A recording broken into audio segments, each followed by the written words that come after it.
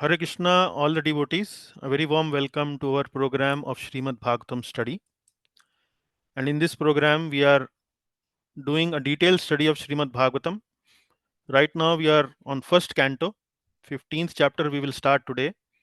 Uh, the title of this chapter is "The Pandavas Retire Timely," and today is our 38th class.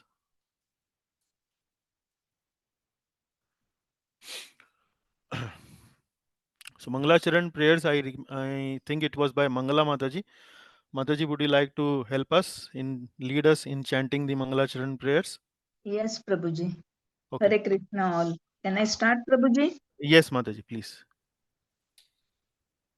Om Ajnanatimirandascha Jnananjana-shalakaya Chakshuranmilitam Yena Tasmai Shri Gurave Namaha Shri Chaitanya Manobhishtam Stapitam Ena Bhutale Swayam Rupa Kadamayyam Dadadi Swapadantikam Vandeham Shri Guru Shri Yutapadakammalam Shri Gurun Vaishnavancha श्रीरूपं साग्रजातं सहगुणरघुनाथान्वितं तं सजीवं साद्वैतं सावधूतं परिजनसहितं कृष्णचैतन्यदेवं श्रीराधाकृष्णपादान् सहगणललिता श्रीविशाखान्विताञ्च हे कृष्ण करुणा सिन्धो दीनबन्धु जगत्पते गोपेश गोपिकान्त राधाकान्ता नमोऽस्तुते तप्त कांचन गौरांगी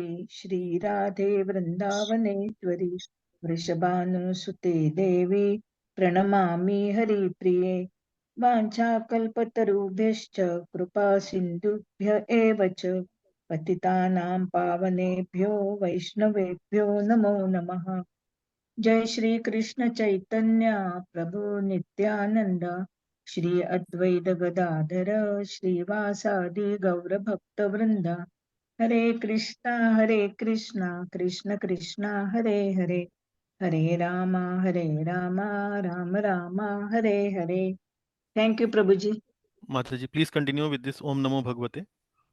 या 1 minute Prabhu ji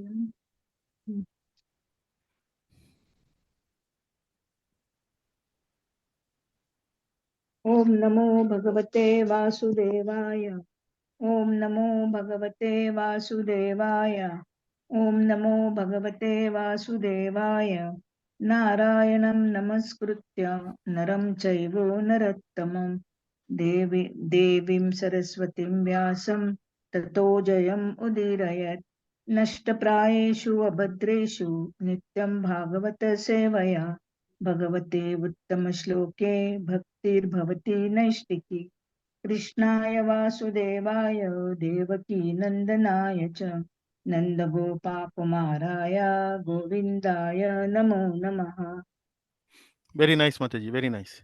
Thank you. Thank you Prabhu ji Okay. Okay. Now I would like to invite Dr. Ishwar Singh ji from Rohtak to kindly do the recap for the previous class, the 37th class, which was based on the last part of the 14th chapter. Prabhuji, Hare Krishna, Prabhuji. Hare Krishna. Hare Krishna, dear fellow devotees. I am delighted as usual to get one more opportunity to talk to you this evening, and the task cut out is summarizing what was taught last Sunday. It's from Srimad Bhagavatam, Canto 1, Chapter 14, verses 25 to 44. And the subject matter relates to the emerging scenario in the aftermath of Lord Sri Krishna's disappearance from Dwarikapuri. So here is how things took shape in Dwarka, Hastinapur, albeit the whole world after the departure of Lord Sri Krishna. The backdrop of Trikaldarshi sage Narada's predictions and prophecies, coupled with his own self-observing inauspicious omens, made King Dhritarashtra Yudhishthira feel unduly curious, concerned and perplexed. His consternation got further compounded after seeing a visibly drained and dejected Arjuna returning home after a long spell of nearly 7 months. Although Yudhishthira knew all along that the world is fortunate due to Lord Sri Krishna's lotus feet on this planet, yet he was at a loss to comprehend all the preconceived ill omens which could possibly be the precursors or shadows of unfortunate events waiting to happen. Hence, the urgency to inquire in detail about Arjuna's discomfiture, its causes, and possible remedial measures to improve things further on. So, here is how the query proceeded. Let us recapitulate verse by verse and understand what was taught last Sunday. Taking up the first set of verses, that is verse 25 to 33, and the chief theme of this verse was Yudhishthira inquires about welfare of Yadus. He begins with knowing the welfare of friends and relatives such as Madhu, Bhoja, Dasraha, Arha, Satvata, Andhaka, and other members of Yadu family. Are they all well and passing their days in happiness? How is our respected grandfather Surasena? How is maternal uncle Vasudev and his younger brother? Are they happy and doing well? How are Vasudeva and his 7 wives headed by Devaki? How are their sons and daughters-in-law? Are they really happy? Is Kamsa's father Ugrasen and his younger brother still alive? Are Radhika, his son Kartavasna happy? How about Akrur, Jayant, Gada, Sarana, and Satrujit? How is Balaram, the greatest protector of devotees and immediate expansion of Vishnu Tattva? How is Pradyumna, the great general of Vaishnav family? How is Anuruddh, another plenary expansion of Godhead? How are the chieftain sons of Lord Krishna, such as Susena, Cheradashna, doing? What about Samba, the son of Jambavati, and Rashba and their sons? Also, Srutadeva, Uddhava, Sunanda, and other leaders of liberated souls. Are they doing well and duly protected by Lord Balram and Krishna? Do they continue to remember or feel bothered about us or welfare still? Now, in the next set of verses, that is verses 34 to 38, there is a change in the set of questions. Yudhishthira here glorifies Lord Krishna and his influences. Is Lord Krishna the pleasure giver to cows, the senses, the Brahmana, and his devotees enjoying the pious assemblies of Dwarkapuri mingled with friends? The original personality of Godhead or the enjoyer Sri Krishna and Balram, the premier Lord, the Ananta, are staying in the ocean of Yadu dynasty for the welfare, protection, and general progress of the entire universe. And the members of Yadu dynasty, protected by the arms of Lord, are enjoying life like the residents of spiritual sky.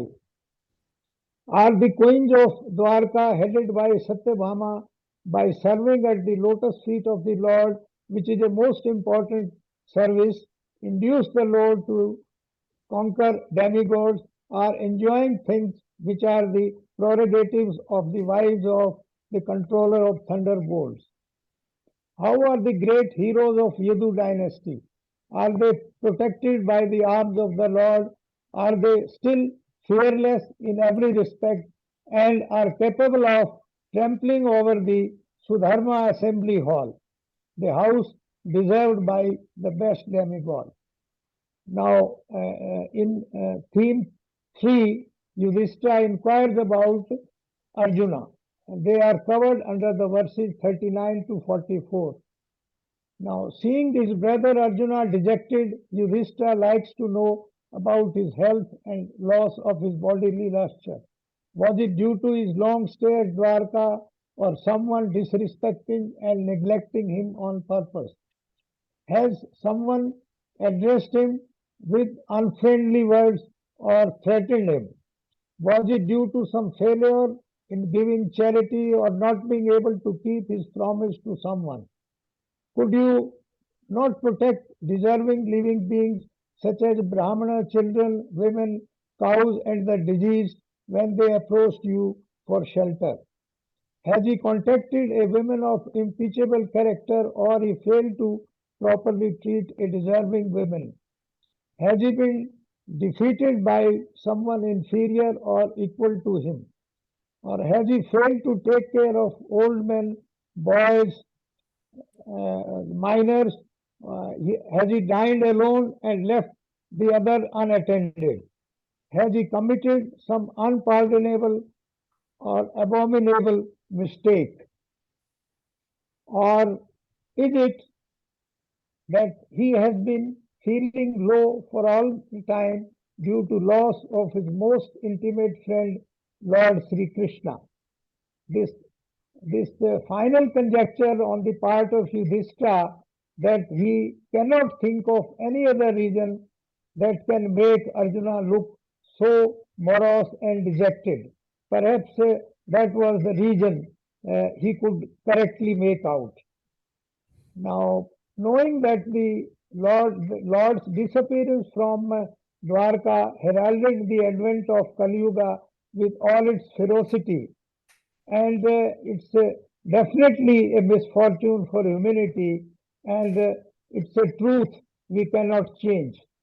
The only way we can help ourselves is to develop Krishna consciousness through unhindered, unalloyed devotional service, and that is the final answer.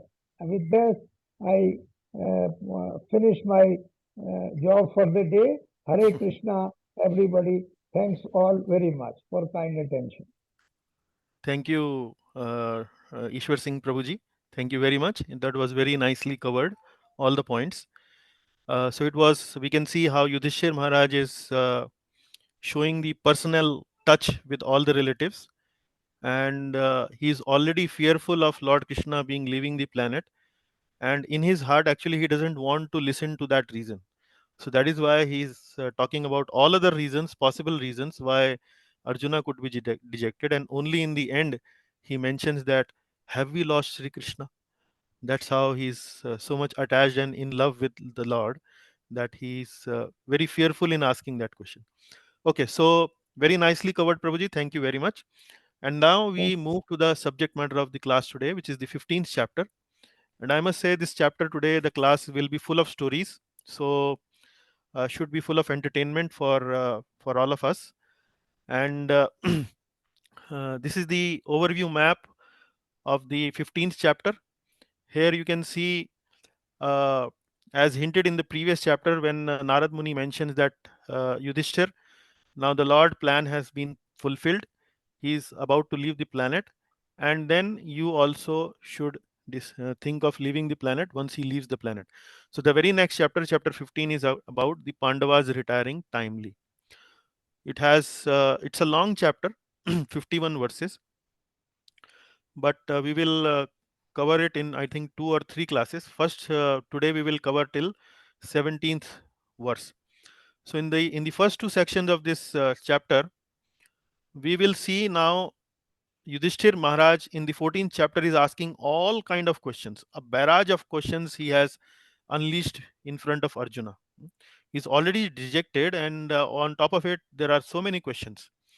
So Arjuna will now share his strong feeling of separation from Krishna. He starts to speak in the first section of this chapter, 1 to 6. Arjuna now starts to respond. Then his response continues. In first to 6 verses, it is mainly feeling of separation. He's feeling strong separation from his very dear friend. And then from 7 to 17th, he is now remembering the days and the time he had spent with Krishna, and how much favor they, as Pandavas and in particular Arjuna, have received from his dearmost friend Krishna.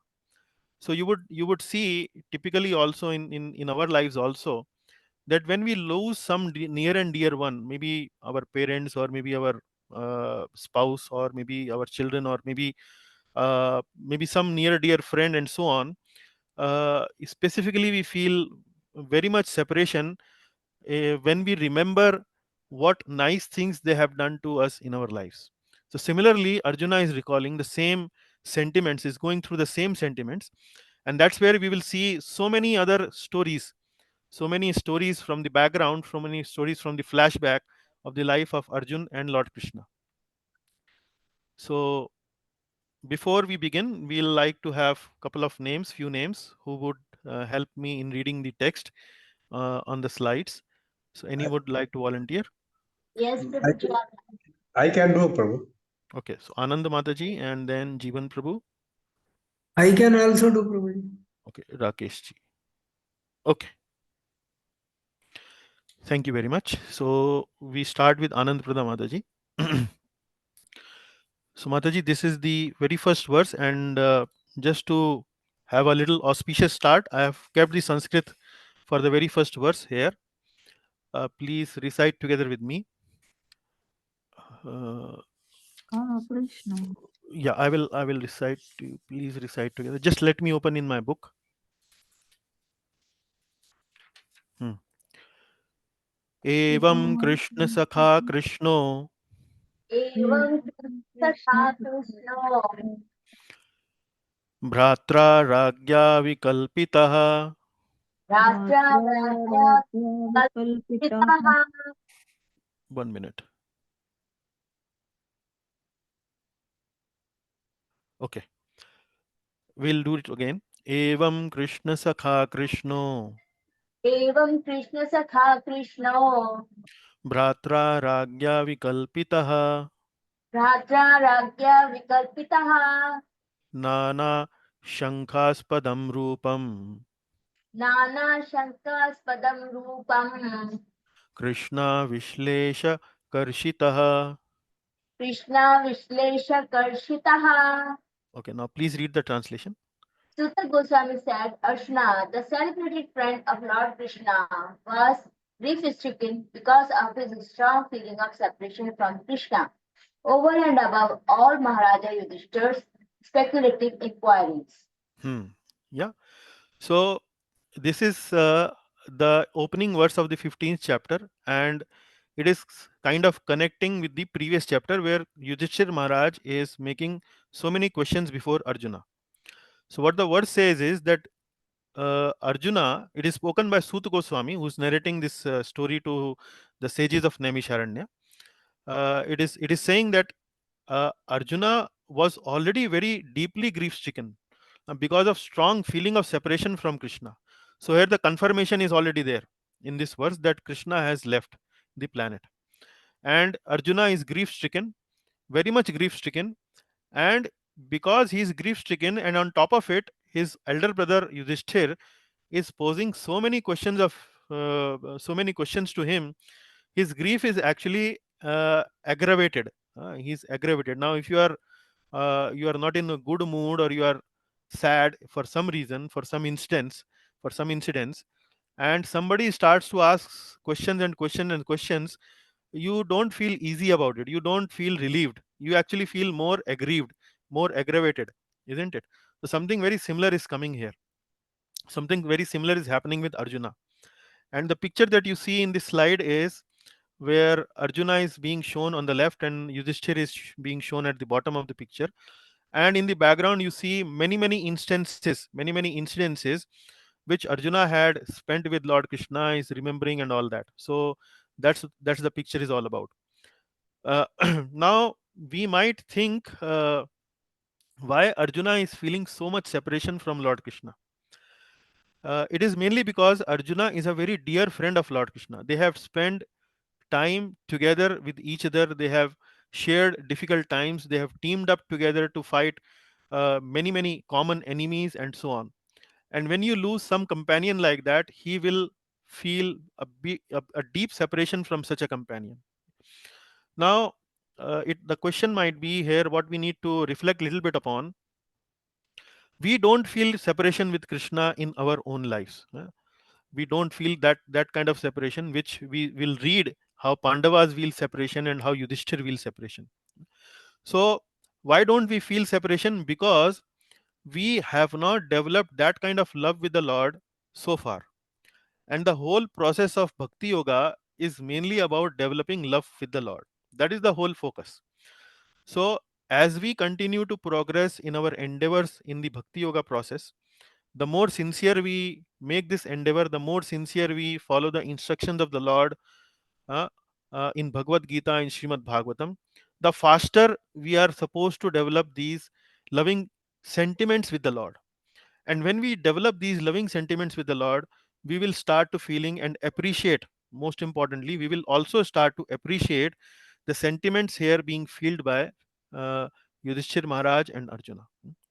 So the whole techniques that we are using in sadhana bhakti, the chanting that we do, the food that we offer to Lord Krishna, the association of devotees that we try to take, the holy places we try to visit, the books that we try to read, the whole single pointed purpose of all these activities is to develop love for the Lord.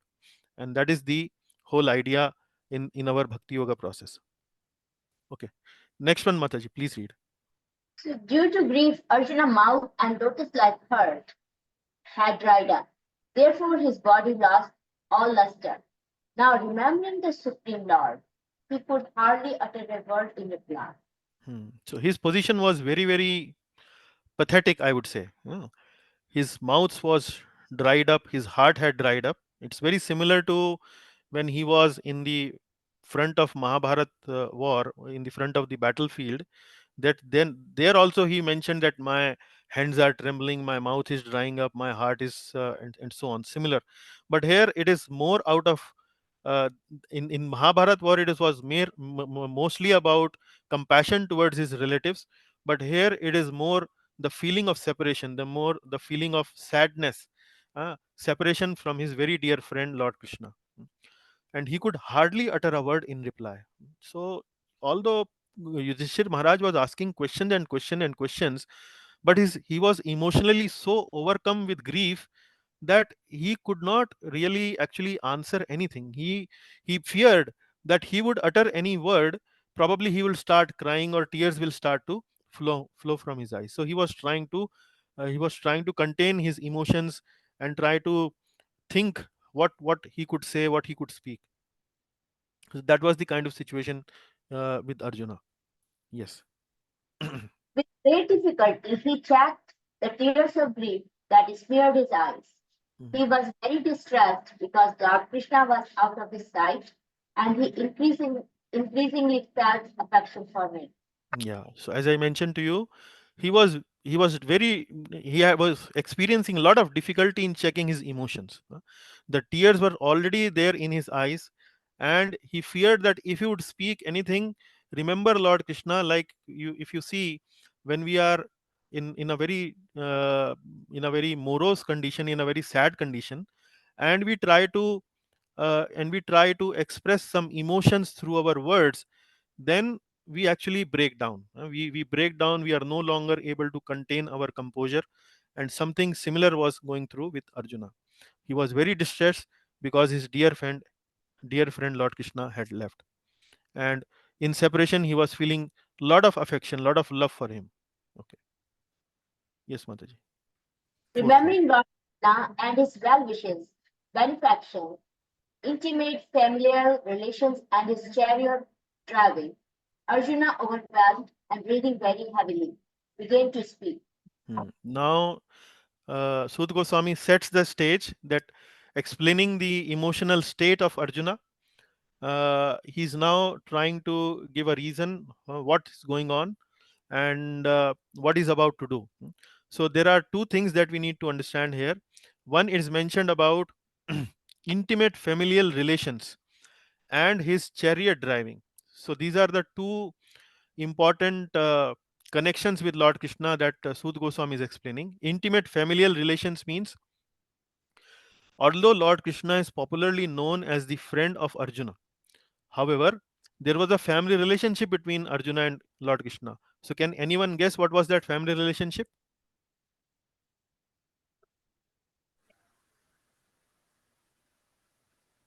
Anyone guess what was that family relationship? So Kunti was the Lord Krishna's wife, Okay. so he was his Okay. cousin. Yeah, that was one. Yes, good. I had some other mind, something other in mind. Prabhupada also mentions that in the purport, and that is although he was dear friend of Lord Krishna, but Lord Krishna actually converted this friendship into a relationship in the way that Lord Krishna sister Subhadra was married to Arjuna. So that's how the friendship actually became into a more deeper relationship. And also Arjuna is recalling and recollecting that how Arjuna was the chariot driver of Lord Krishna. Oh, sorry, Lord Krishna was the chariot driver of Arjuna in the Mahabharat war. Hmm. And further, when the battle was over and Pandavas were made the rulers of the earth, then Krishna was very happy seeing Pandavas ruling the earth, rulers of Hastinapur. So all these sentiments were there, and in those sentiments, in that state of mind, he starts to speak to his elder brother Lord Krishna. Okay, this verse is very important. We will have a little detailed discussion on this, but first of all, we will chant the verse, the fifth verse.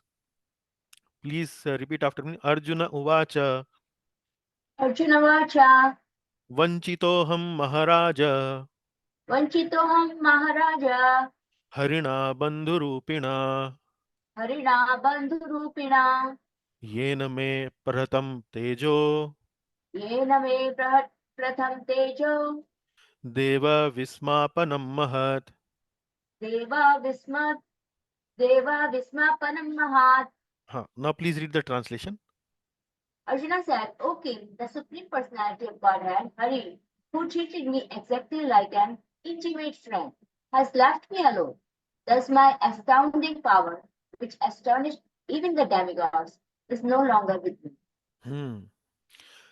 So Prabhupada has given a very beautiful purport on it, and this purport I think you should mark in your book. This is a very important purport, is specifically for us as devotees, for us as aspiring sadhakas to practice in our life. To read it again and again, because we will need to remind of ourselves of whatever is written in this purport again and again. But let us first of all do a little more familiarity with the purport, with the translation, and with the Sanskrit of this verse. Vanchito ham Maharaja. Vanchit means deprived. Deprived. He has actually left me. He has. I have lost him. Vanchito ham. I am vanchit of something. Maharaj. Maharaj is referred here to Yudhishthir. Harina Bandhu Rupina.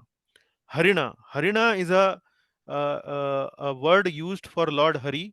Lord Hari means Lord Krishna, but here it is very relevant here in this particular context. Hari means actually which takes away everything. So Harina, so he has actually he has cheated me. He has actually he has left me alone. He has left me alone. So that is how he is calling him Harina. He actually took away all my pleasure together with him. So in that sense, he is using this word Harina. Harina Bandhu Rupina. Bandhu Rupina means, Bandhu means friend. He was my friend. He was very dear friend. So the Lord, who was very dear to me, he has left me alone, O Maharaj, O my dear elder brother. He has left me alone. Yen me apahratam tejo. Yen me apahratam. Apahratam means kidnapped. Kidnapped means taken away, stolen away. Yen me apahratam tejo. Uh, because of which, yen means because of which, tejo. Tejo means my bodily luster, my tej. If you would see that I am in any way capable of something, capable of doing something, then that tej, that splendor actually has been taken away. Apahratam. Deva vismapanam mahat. And because of that tej, my tej was not ordinary tej. Because of that tej, actually because of that power, I could even astonish big demigods, big demigods. But now because Lord Krishna has left, my very dear friend Krishna has left, that splendor, that tej, that power, which astonished even the demigods, is no longer with me. Is no longer with me. So, Prabhupada has given a very beautiful purport. We would say we should read it again and again. So, first of all, Prabhupada starts his purport by explaining one of the verses from the 10th chapter of the Bhagavad Gita, which is the 41st verse. And that verse is that whatever little power, whatever little beauty, whatever little renunciation that we see in anyone in this world, like for example, we see a king, and the king has royalty, king has some power, king has prestige, king has some authority over his subjects. So, whatever beauty, fame, power, renunciation, etc., etc., that we can see that is attractive to anyone, actually you should consider that is only a spark of us, a spark of the splendor in me. uh, that is what Lord Krishna, Prabhupada starts his purport. Whatever attention we get, whatever power we have, it's a small fragment of Krishna's power. That's what it is. And then Prabhupada he starts to further elaborate upon this point, that everyone in this world has some attractiveness. Maybe someone is very rich, someone is very beautiful, someone is some powerful. So whatever beauty, power, strength, skill, whatever we may have in this world, it is only because the Lord has sanctioned that power within us. We are not, we are, nobody in this world is independently powerful. Every power that we have, anything that is attractive in us, it is only because of the fact that Lord has sanctioned that power. And then he continues to further elaborate upon this point, that Lord comes in this world for a purpose.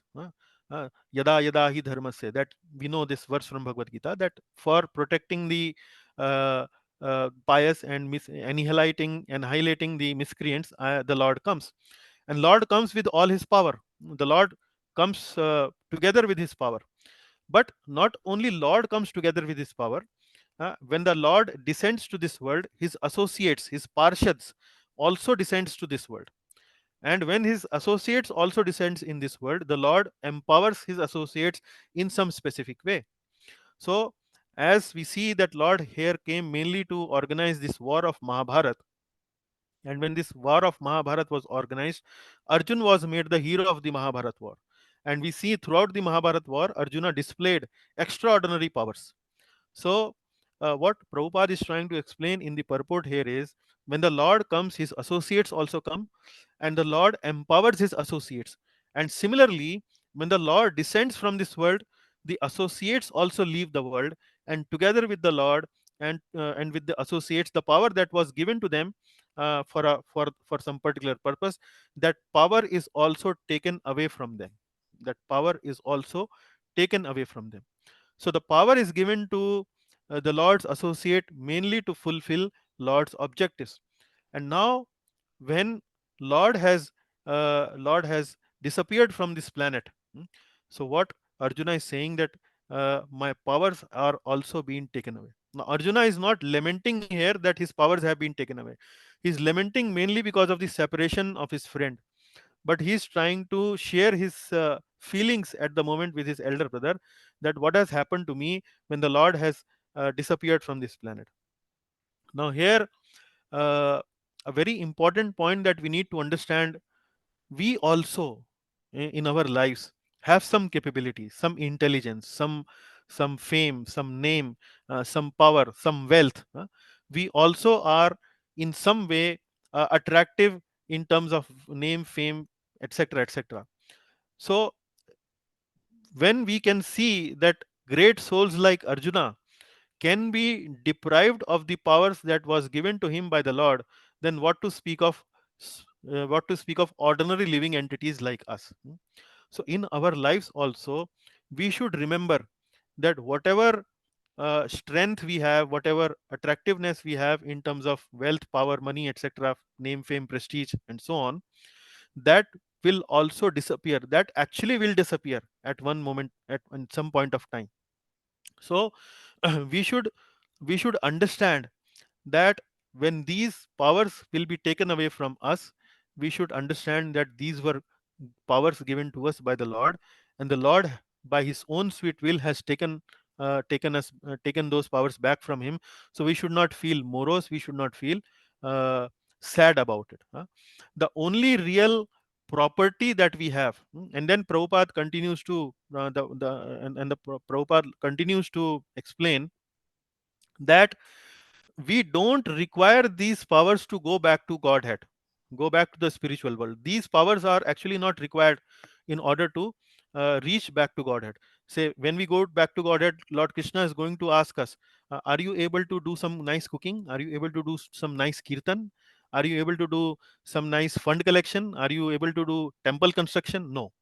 That is what not Lord is going to ask when we are going to go back to the spiritual world. The only real wealth we will bring with us when we go to the spiritual world is the love for the Lord. That is the only wealth we should strive for. Rest, everything that we possess in terms of material power, name, fame, prestige, actually everything at one point of time in our life will be taken away from us. So the message is, dear devotees, that one should not feel proud of God given powers.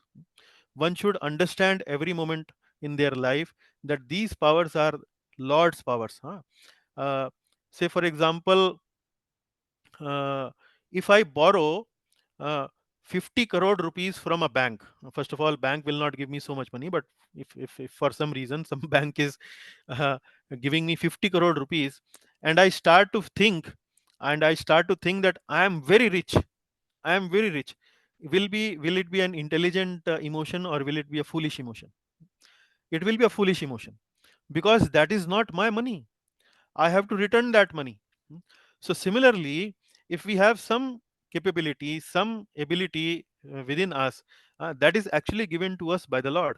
We have borrowed, we have been given a loan of these capabilities in our life, and at a certain point in our life, this loan will be taken away by the bank, by the Supreme Lord. So we should not feel proud. We should not feel proud of these God-given powers. Rather, we should utilize these powers uh, in whose service, from where it has come, that is in the service of the Lord. So a similar analogy can be given here, that when a person who is employed by a big company, he is employed probably as a manager or a general manager, and he goes to and he has been assigned to for an important project, and in order to complete that project, that person is given some car, some manpower, some money, some funds, etc., etc. He has been given. So he should be utilizing these resources mainly for the service of the company. Similarly, these powers, these valuable characteristics, capabilities are given to us by the Lord, and we should actually utilize them in the service of the Lord. So dear devotees, this is something which uh,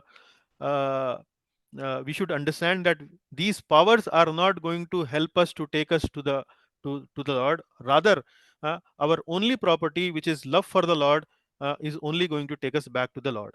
So, like for example, you remember that verse from Kunti Devi's prayer, where Kunti Devi is explaining to Lord Krishna, is praying to Lord Krishna, Janmashwarya Shruta Shribhir Edamana Adha Puman Naivar Hatyapi Dhatum Vai Tvam Akinchana Gocharam. What is the purport of this prayer that Kunti Devi is speaking? That, my dear Lord, uh, uh, genuine feelings of love and affection can arise in only those people's heart for you uh, who are akinchan gocharam, who are actually penniless, who are actually helpless, who doesn't have much power. Because if somebody has name, fame, prestige, janma, aishwarya, shuta, shribhir, if somebody has name, fame, prestige, then naivar hatyapi dhatum vai, abhidhatum vai. Abhidhatum means genuine feelings. Genuine feelings of love and affection actually doesn't arise in the heart of people who are more towards janma, aishwarya, shuta. Your loving feelings can only arise in the heart of people who are tvam akinchan gocharam, akinchan, who are actually not very powerful.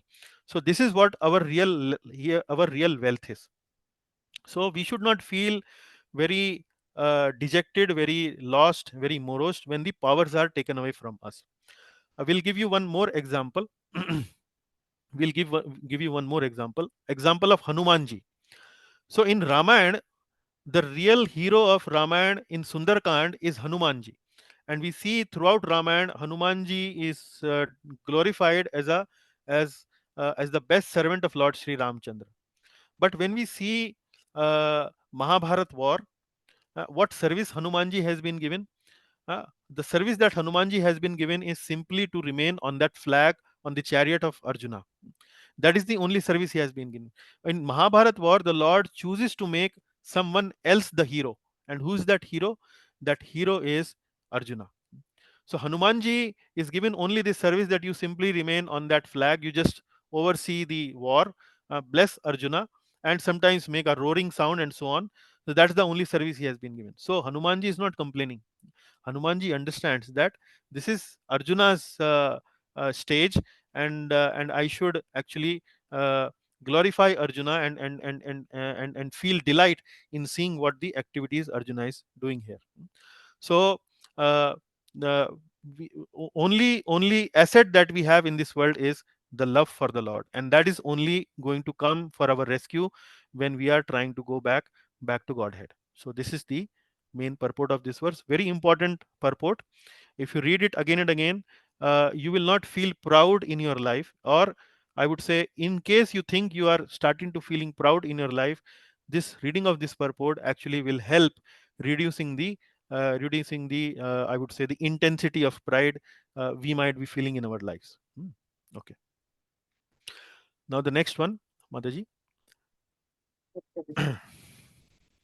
Yasya shana viyogena यस्य क्षणवियोगेन loko hi apriya darshana लोको हि अप्रियदर्शनः उक्थेन रहितो ह्येष उत्थेन रहितो रेष मृतका प्रोच्यते यथा. मृतका प्रोच्यते यथा. Yeah. Now please read the translation. I have just lost him, whose separation for a moment would render all universes unfavorable and void, like bodies without life. Yeah. So he is now experiencing and explaining his emotions to his brother Yudhishthira, and he's trying to explain him that my situation is at the moment is like this, that when a body is left without a soul, similarly my situation is like this at the moment. I have just lost him, whose separation for a moment would render all the universes unfavorable and void, like bodies without life. So you might have seen, experienced in your life in some time or the other, that sometimes when you are in a association of a person, uh, probably you are attending a party, and in that party there is one person which is there, and uh, as long as that person is there in the party remains lively, the party remains uh, very enjoyable, very enlivening. That party becomes like that. As soon as that person leaves that place, leaves the party, we say, oh, the soul of the party has left. The party has become lifeless. The real soul of the party has left. And sometimes in the houses also we have small children, and elderly people, or generally the people of the family would say, so as long as that child is there in the family, the family becomes very enlivened. And as soon as the child in the morning goes to the school, everything becomes in that family very dull. Everyone in their room watching television or watching mobile phone, doing their own activities. But as soon as the child come back, things become very lively. So similarly, for the Lord, Arjuna is experiencing similar emotion. He's saying that as soon as the Lord has left, am feeling as if the soul has left. A soul from a body has left. So, like the body becomes useless when the soul is left, similarly, Arjuna is feeling zero when the Lord has left. So, like we also sing a bhajan, Radha Krishna Pran Mora Jugal Kishore. So, we try to develop this emotion that when we see the Lord, we actually feel that Lord is our life and soul. Radha Krishna Pran Mora Jugala Kishore. So that is the melody we sing this song. So the point is we are also trying to develop a very similar emotion. And Lord Krishna also factually he confirms this. He confirms in Bhagavad Gita, he says that he is the only Ashraya Tattva of everything that exists in this universe. He is the only Ashraya Tattva. And he says that in verse 7th of the 7th chapter of Bhagavad Gita. He says, Mattaha parataram nanyat kinchidasti dhananjaya mai sarvam idam protam sutre mani gana iva. Mai sarvam idam protam. I am actually the basis of this these pearls. Like the thread is the basis of all the pearls in a necklace. Similarly, the Lord is the basis of everything that exists in this universe. So when the Lord has left, Arjuna is feeling that vacuum, that feeling of deep separation. Okay, now we invite Jivan Prabhu for recitation. Thank you, Anand Mataji. Yeah. Hare Krishna Prabhuji. Verse number Yes. 7. Winning Draupadi's hand, only by his merciful strength was I able to vanquish all the lusty princes assembled at the palace of King Drupada for the selection of the bridegroom. With my bow and arrow, I could pierce the fish target and thereby gain the hand of Draupadi. Now, from 7th onwards till 17th verse, Arjuna is recollecting all the flashback stories.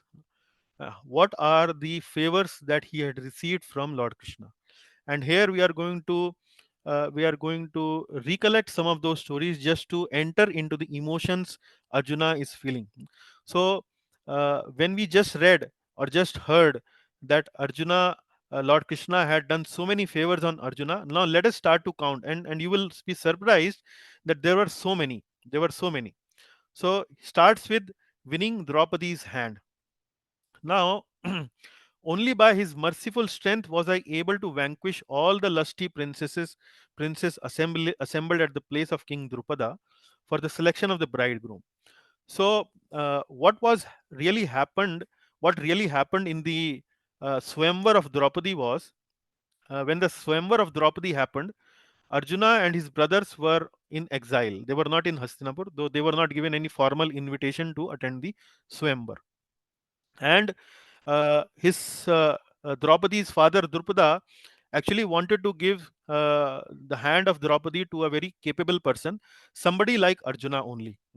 And so he very cleverly designed a competition in which Arjuna had to pierce the eye of the fish, uh, which was hanging from the ceiling. And that was not the only thing.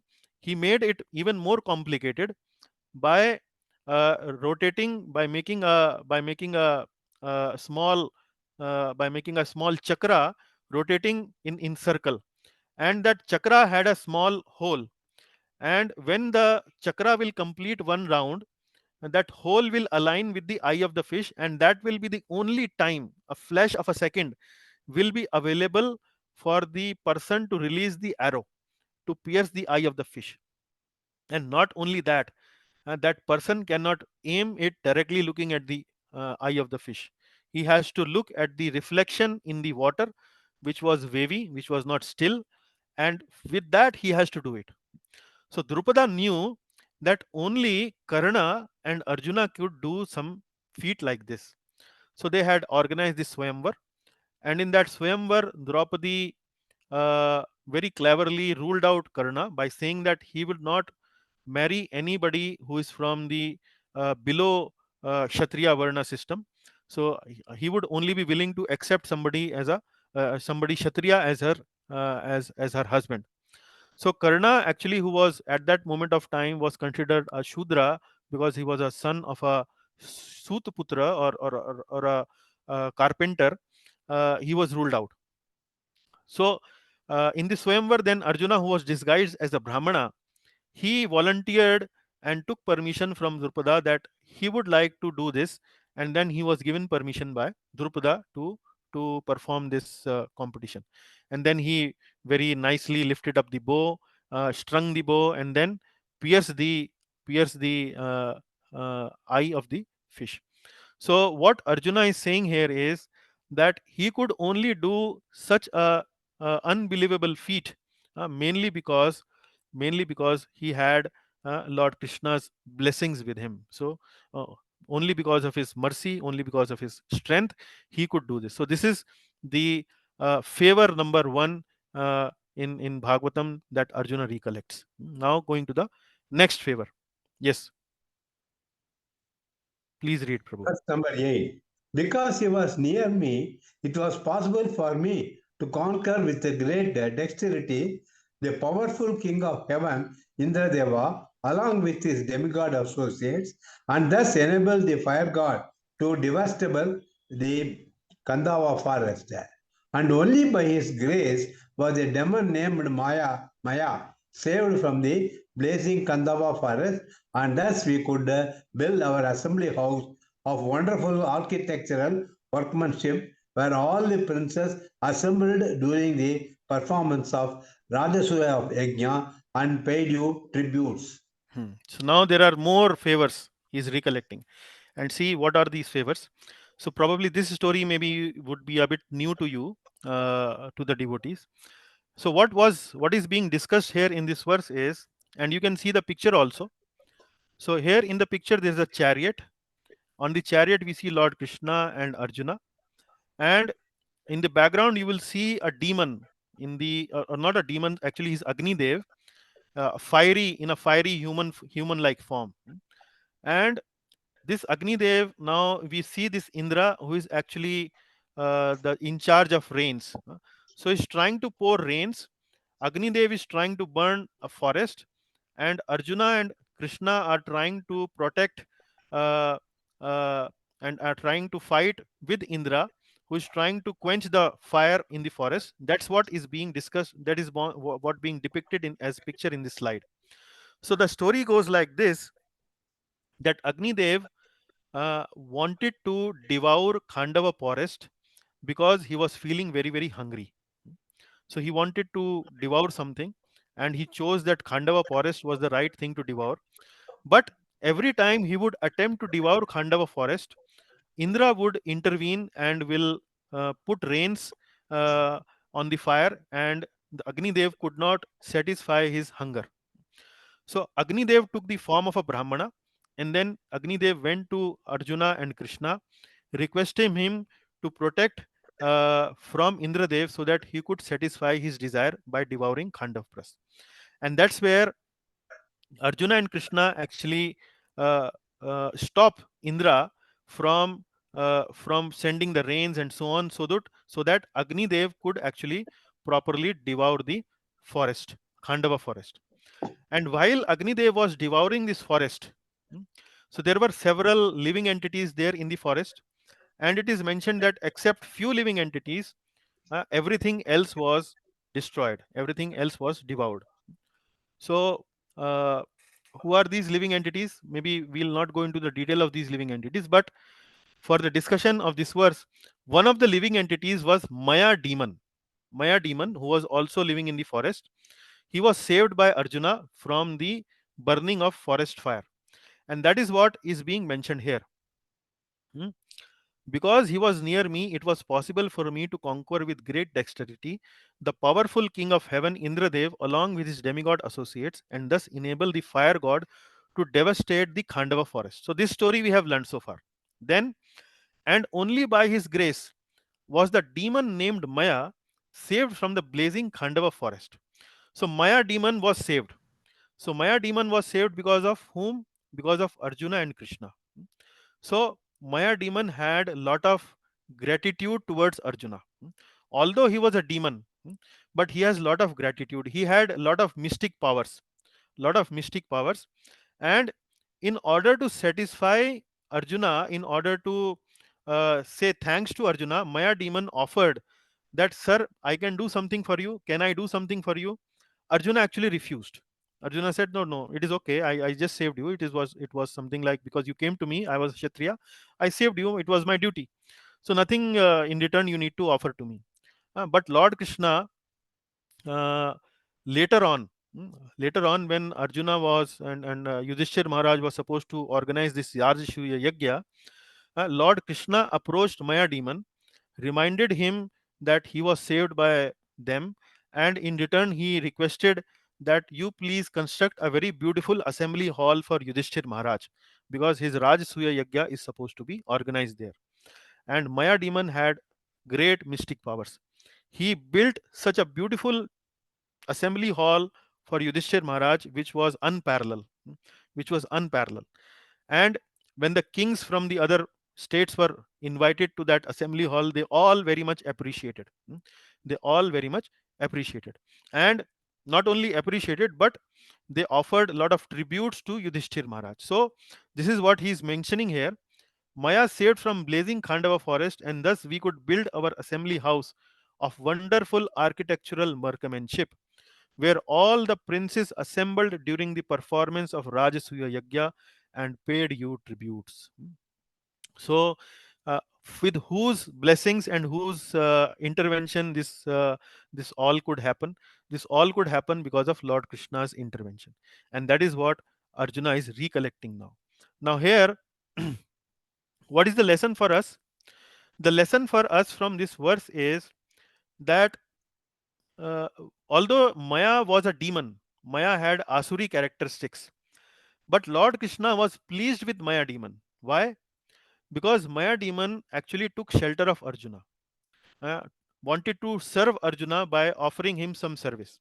So that's how Maya demon actually got some favor of Lord Sri Krishna. Uh, and similarly, uh, so if we do some favor, if we do some service to the devotees, we get Lord's favor. And uh, if we get some blessings from the devotee, then also we get Lord's favor. So this is the moral of the story. And in Prabhupada's purport, it is also mentioned that the gada, that the mace that Bhima had, was also given to him by Maya demon.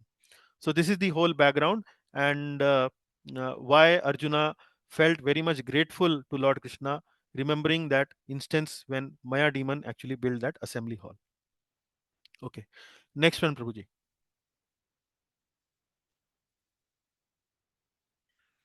Prabhuji, you need to unmute.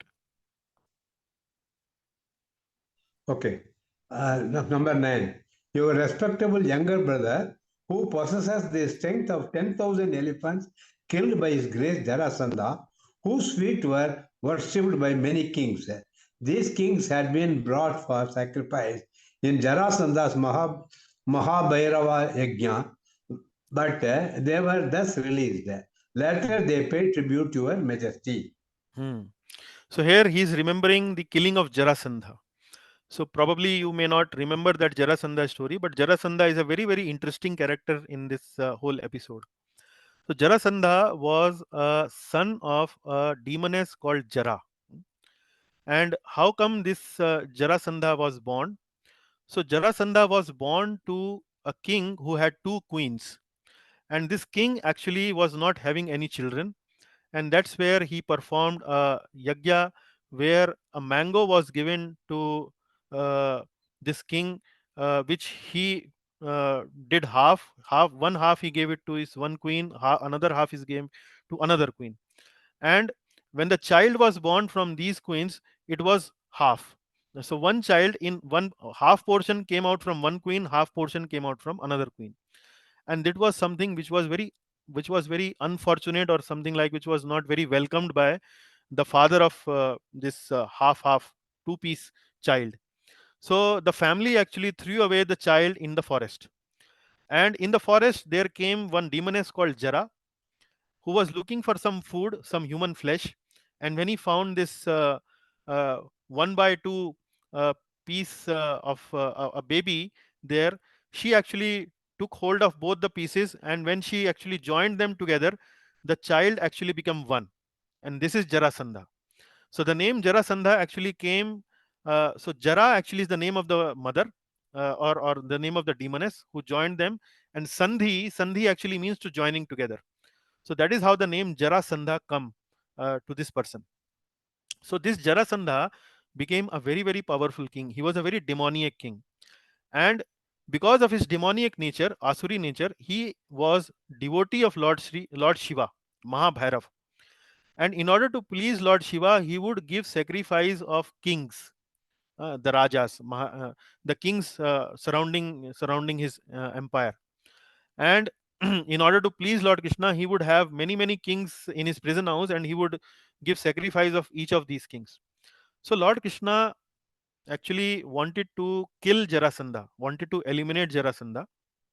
So already he had fought several wars with Jarasandha, but now he was of the opinion that he did not wanted to kill the army of Jarasandha, but only Jarasandha. So he played a trick.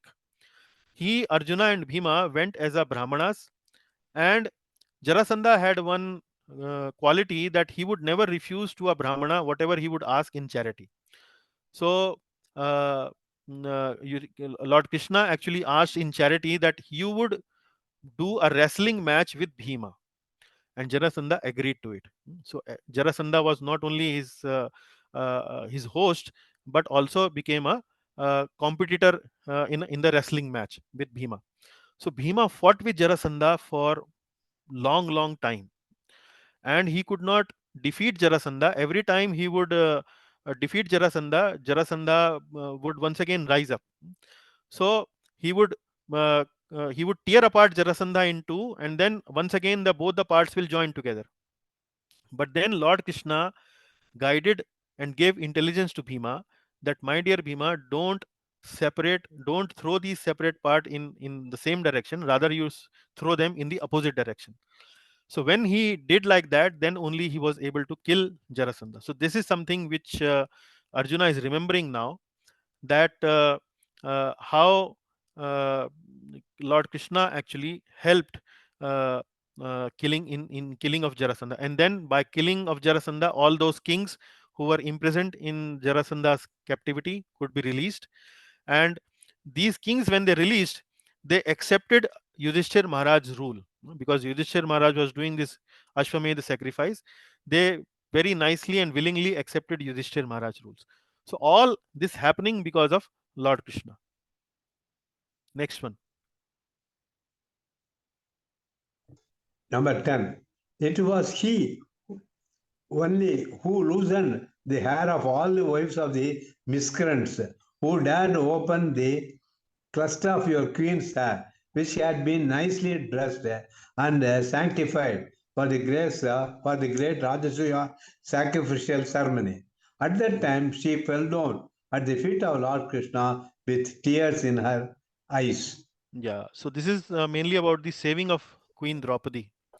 So what the verse is actually trying to say is that when Dushasan was insulting Queen Draupadi, he actually pulled Queen Draupadi holding her hair, holding the cluster of her hair, the choti. He would drag Draupadi to the royal assembly by holding her hair, and that's how she was insulted. So what Arjuna is saying, that uh, these hair, which was kind of polluted by the touch of a impious person like Dushasan, those hairs were sanctified during the Rajsuya sacrifice. And not only these hairs were sanctified, but as a as a uh, as a way, as a kind of revenge, or I would say teaching a lesson, uh, when Draupadi went through this episode of insult, Draupadi felt at the feet of Lord Krishna and pleaded with Lord Krishna, and Krishna decided at that time that when this war of Mahabharat will happen, then he will make sure that all the wives of Kauravas will actually have to pay for this particular episode by opening their own hair loose.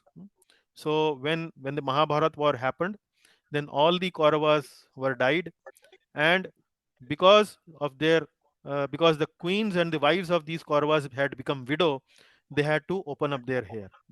So that is how this whole verse means. It was he only who loosened the hair of all the wives of the miscreants, who dared open the cluster of your queen's hair, which had been nicely dressed and sanctified for the great Rajsuya sacrificial ceremony. At that time, she fell down at the feet of Lord Krishna with tear in her eyes. So Lord Krishna reciprocated with the prayers of Queen Draupadi.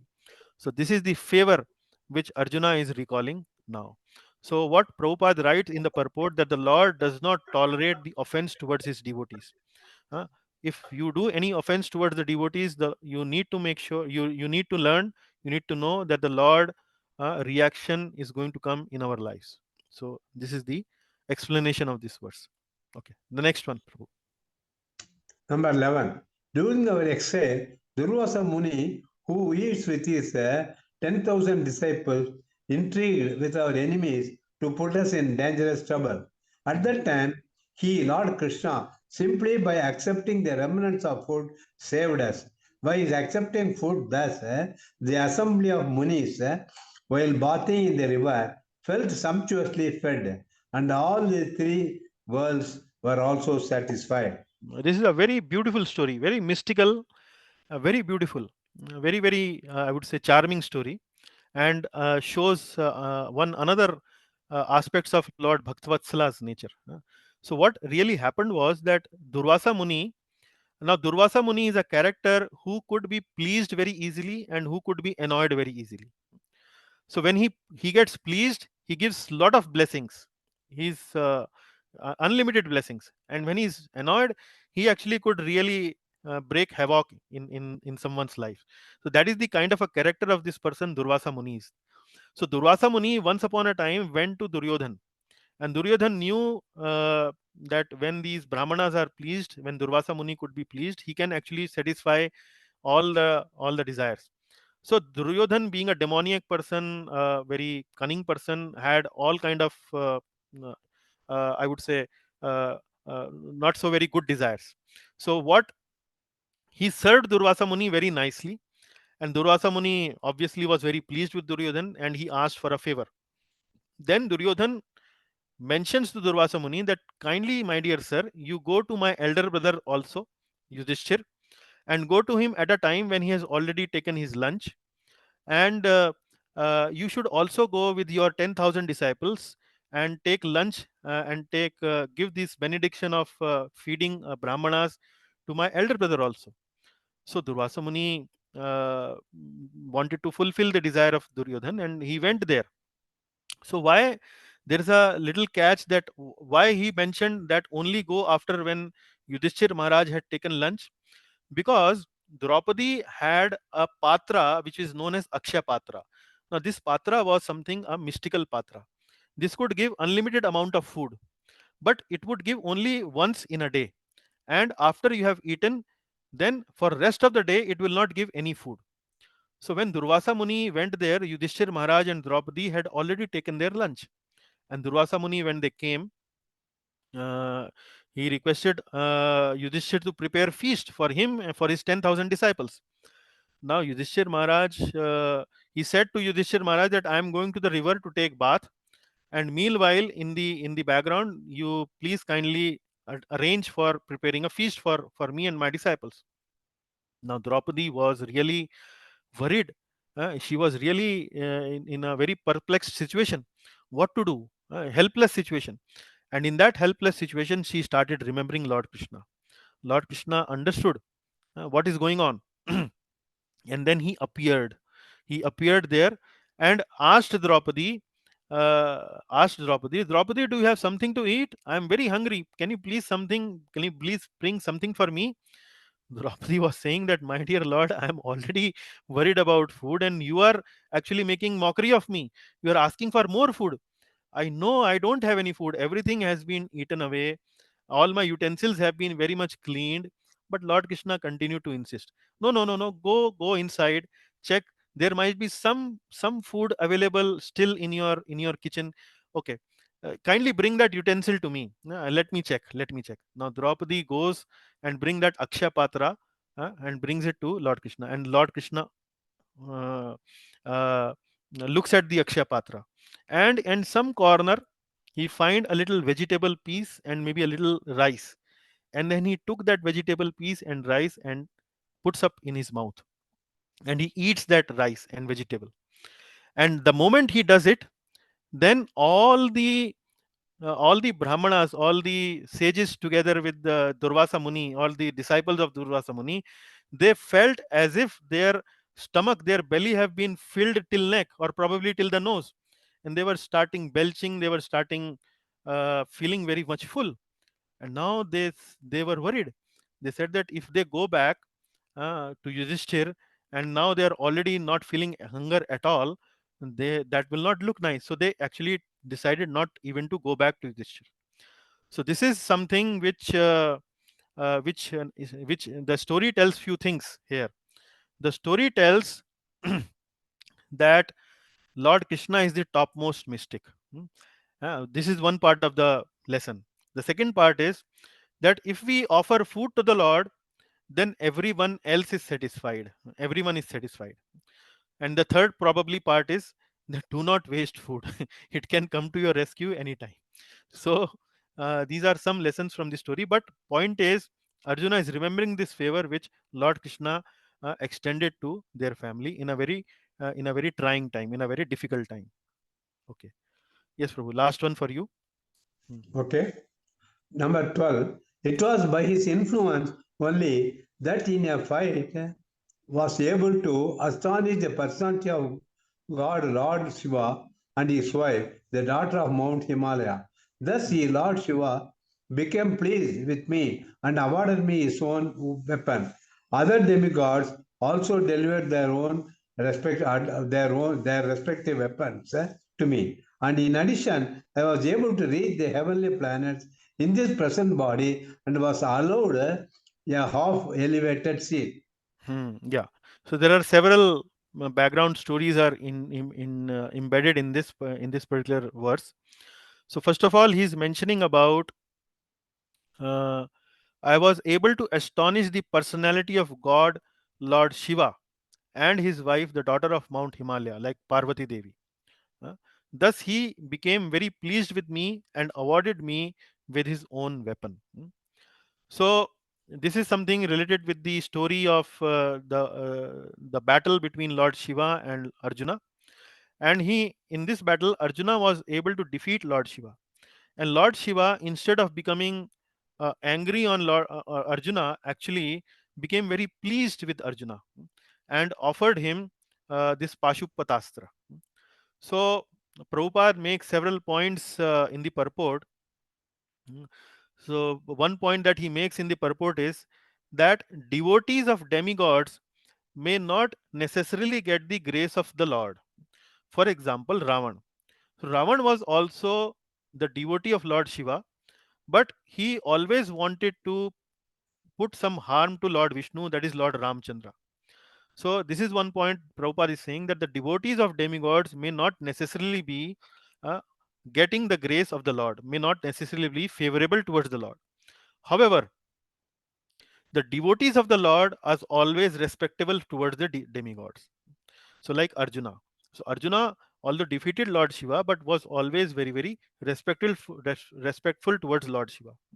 So devotees of the Lord knows how to respect demigods, but not vice versa is true. So this is one point that Prabhupada makes in the purport. And devotees, because they don't know the supreme position of the Supreme Lord, sometimes out of their ignorance may commit an offense towards the Lord by considering the demigods at the same platform as the Supreme Lord. So uh, another point that Prabhupada makes is that only if you can please Lord Krishna, then everything else is satisfied. But if you only try to satisfy the demigods, then only partial benefit you are going to get. So this is the benefit of worshipping the Vishnu tattvas. So because of Lord Shiva's blessings, Arjuna could also go to the heavens in the same body, the earthly body. Otherwise, one cannot go to heavens in the earthly body. Like we know the story of Trishanku in Ramayana. Trishanku also wanted to go in the same body, but he could not. But Arjuna could go because of the benedictions, because of the grace of the Lord. And when he went to the heaven, he was given a seat of honor by Indra. So Indra had an singhasan on which he would sit. But when Arjuna went to heavens, he was given the seat which was half the height of the seat of Indra, which was quite some honorable position as far as the heavens protocols are concerned.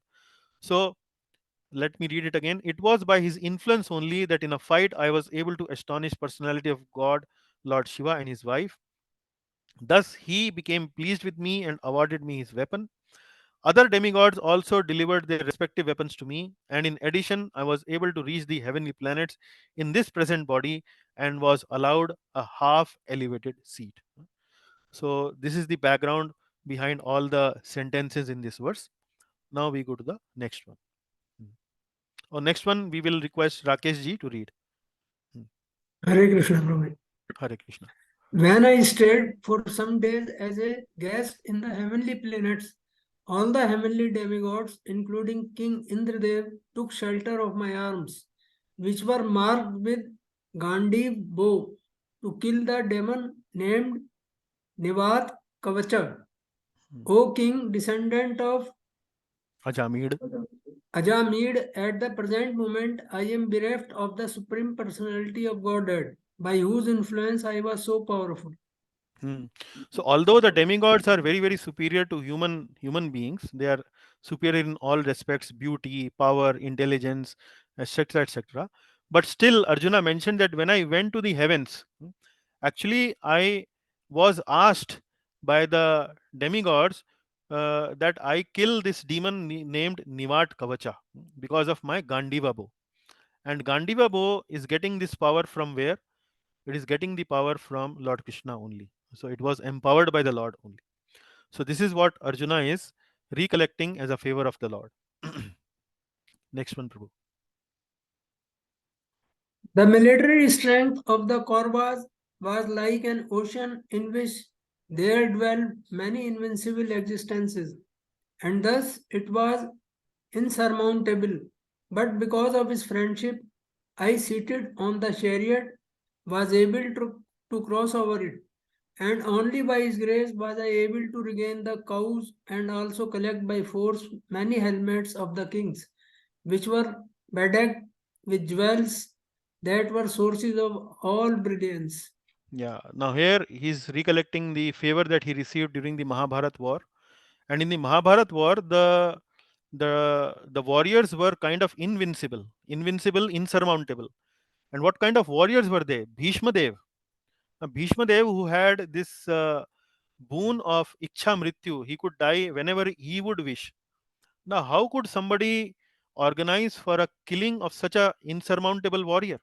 Dronacharya, Kripacharya, Karna, they were all ferocious warriors, insurmountable. So Arjuna now recalls how uh, Lord Krishna helped each and every step. Only because of his grace only he could actually kill these insurmountable warriors. Like for the killing of Bhishma, it was Arjuna, he was Krishna who was guiding Arjuna how to actually how to organize the killing of Bhishma Dev. Similarly, Dronacharya, and so on. So many uh, killings that happened in Mahabharat war was only because Krishna was there.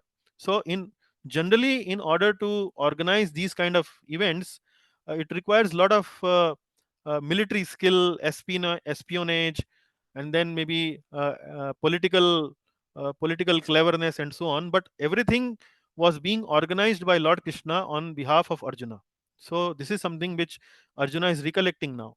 Similarly, in the Virat Yuddha, what happened was that when these Pandavas were in exile, Kauravas took up some battle with Virat, the kingdom of Virat, and then what they did was they kidnapped all the cows from the kingdom of Virat in order to excite them for battle. Then Arjuna, in disguised as a warrior, actually went to the battle and defeated all these Kauravas and uh, got all the cows back. While he was getting the cows back, he also managed to get the mukut, the helmets of all these kings in the Virat war. And these helmets or these mukuts were bedecked with lot of jewels, which he could get for the king Virat. So this was all because of Krishna's grace. He's remembering here. Okay. It was he only who withdrew the duration of life from everyone and who, in the battlefield, withdrew the speculative power and strength of enthusiasm from the great military phalanx made by the Kauravas, headed by Bhishma, Karna, Drona, Shalya, etc. Their arrangement was expert and more than adequate, but Lord Sri Krishna, while going forward, did all this. Hmm. It was he only who withdrew the duration of life from everyone. Who withdrew the duration of life from everyone. Why? How he could do that? How Lord Krishna could do that? So Prabhupada explains in 15th chapter of Bhagavad Gita, there is a verse number 15 which says Sarvasya chaham hridi sannivishto matta smritir jnanam apohanam cha vedaischa sarver ahameva vedyo vedanta krad ved vid eva chaham. So what this verse says, this verse says that I am the Lord who is situated in everyone's heart, and from me only remembrance comes, from me only forgetfulness comes. So when the Lord is situated in everyone's heart, he is also situated in the heart of Bhishma, Karna, Drona, Shalya, and he could from inside give them such intelligence which could be favorable to Arjuna, because Lord Krishna wanted to fulfill his own mission. So uh, and sitting in the heart of these people, he can actually increase their duration of life, he could actually decrease their duration of life. So everything is in the control of Lord Krishna. So Arjuna is recollecting that only because of his grace, only because of his mercy, he could overcome this ferocious phalanx of army of Kauravas headed by Bhishma, Karna, Drona, Shalya, and so on. Their arrangements were expert, but only because of Lord Krishna's grace, Lord Krishna's mercy, he could overcome it. 16th Prabhuji. Great generals like Bhishma, Drona, Karna, Bhurishrava, Sushrama, Shalya, Jayadarath, and Balika are directed their invincible weapons against me. But by Lord Krishna's grace, they could not even touch a hair on my head. Similarly, Prahlad Maharaj, the supreme devotee of Lord Narsimdeva, was unaffected by the weapons the demons used against him. So here Arjuna is saying that I underwent such a situation that I was surrounded by such warriors, such great generals like Bhishma, Drona, Karna, and so on. But because of Lord Krishna's grace, even a small, even a single fragment of hair they could not touch. जैसे in Hindi we call it, हमारा बाल भी बांका नहीं कर पाए. So that's what he's trying to say, and he's comparing his position, his situation, like Prahlad Maharaj. So Prahlad Maharaj was like a very young boy, a 5-year-old child. And he's surrounded by whom? He's surrounded by his father, demon king Hiranyakashipu. And Hiranyakashipu is not an ordinary person. Hiranyakashipu would control the sources or the forces of nature. If he would raise his eyebrow, then the climate control powers of the nature will actually start to function in his favor. He would want that the temperature to be raised by 5 degrees. Just he would have to raise his eyebrow and the temperature will go up by 5 degrees. So that powerful king he was, Hiranyakashipu. And Prahlad was simply a 5-year-old boy. And Hiranyakashipu wanted to kill Prahlad by throwing him in fire, by burning him in the boiling pool of oil, by throwing him from top of the hill, by throwing him underneath the leg of an elephant, and administering poison to Prahlad. So many ways he's tried to kill him, but he could not kill him only because of the grace of Lord Narsimdev. So Arjuna is considering himself here as a 5-year-old boy like Prahlad. And Bhishma and on so on were like ferocious generals, like all these attempts his Hiranyakashipu made. So only because of Lord Krishna's grace he could be protected. So there is a saying, "Mare Krishna rakhe Krishna mare ke." Yeah, there's another saying in Hindi, "Jako rakhe saiya, mar sake na koi." So this is what Arjuna is trying to uh, reflect at the moment, that only because Krishna was there with me, I could be protected from so many attempts on death in on my life. So the last one for today, yeah.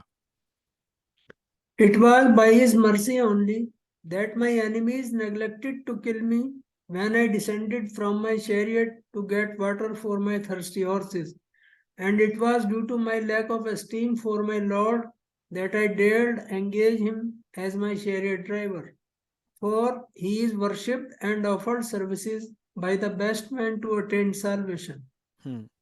So here, Prabhupada mentioned the verse says that it was only because of his grace that I could get water for my thirsty horses during the battlefield of Kurukshetra. Now, why this water thing is important here? Because in the battle, while fighting, the soldiers are bound to get thirsty. Even the animals, horses, etc., are bound to get thirsty. and they have to make arrangements for feeding them water. But by the grace of Lord Krishna, the water in the Kurukshetra battle was just available underneath the ground, and Arjuna simply had to pierce an arrow tactfully into the ground, and the water would come out, and he could use that water to feed himself and to feed his own horses. So this is what Arjuna is trying to recollect, that even small facilities were arranged by Arjuna, like making the water available during the battlefield of Kurukshetra. So this is what he is trying to recollect here. And then, it was due to my lack of esteem for my Lord that I dared engage him as my chariot driver, for he is worshipped and offered services by the best men to attain salvation. So he's saying that although he was my friend, but he was not an ordinary person. He was Supreme Lord himself. And that kind of Supreme Lord to whom everyone is praying to get moksha, to get liberation. So that was a person who was my friend, and I would actually treat him as my chariot driver. It was only because of my lack of esteem for my Lord. It was only because of my foolishness. So here Prabhupada actually writes in the purport that devotees sometimes are made forget about the Lord's godhood by Yoga Maya potency. Yoga Maya potency means that Maya means which makes us forgetful of the Lord. But Yoga Maya means this forgetfulness actually brings us closer to the Lord, brings us that yoga thing for the Lord. Uh, it brings us closer. So how it happens, like in Damodar Leela, uh, Mother Yashoda doesn't know that this small child is the Lord of the universe, and that is why she is able to rebuke him. She is able to have that kind of a motherly uh, relationship with him. He could punish him, she could punish him, and so on. Similarly, Arjuna, although his friend, but out of his friendship, what Prabhupada is saying, because of this Yoga Maya potency, Arjuna also became forgetful of Lord's godhood. And in that forgetfulness, he could speak to him in some casual way, and some way where actually the friendly talks are taking place. So he's repenting right now. So I was forgetful his godhood, but now he remembers both. In this state of lamentation, he's remembering both. He's remembering both the Lord as his friend, and also the Lord of the universes. So in that mood, he's actually trying to uh, remember how Lord Krishna had favored him, and so on. So the picture that I've chosen for this particular verse is where Arjuna is piercing the earth to make water available for dying Bhishma Dev.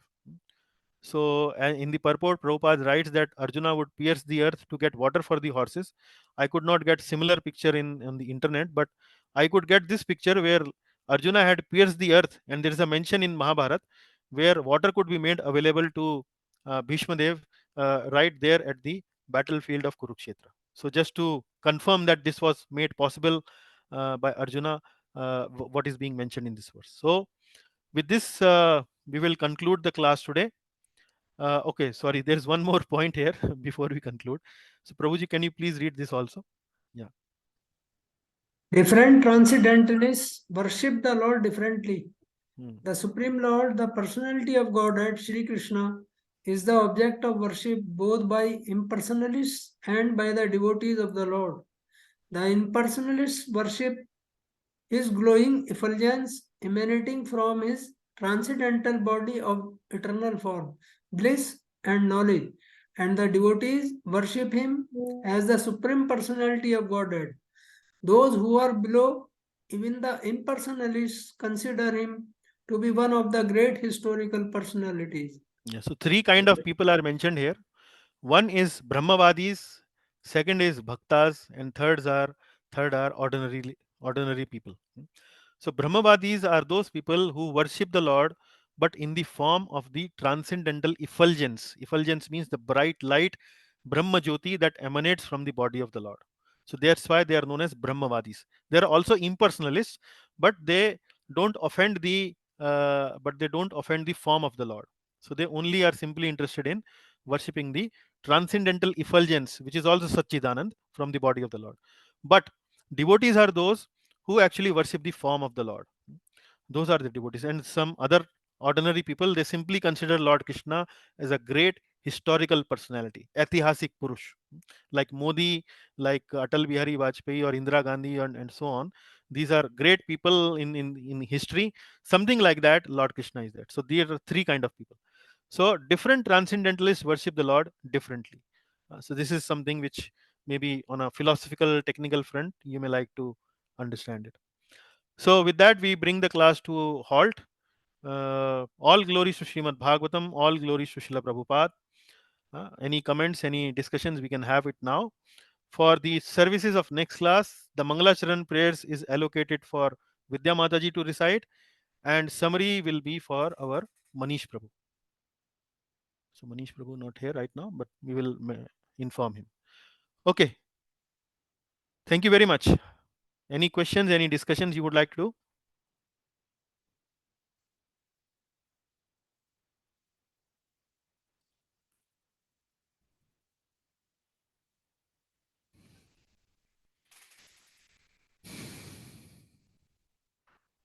No discussions?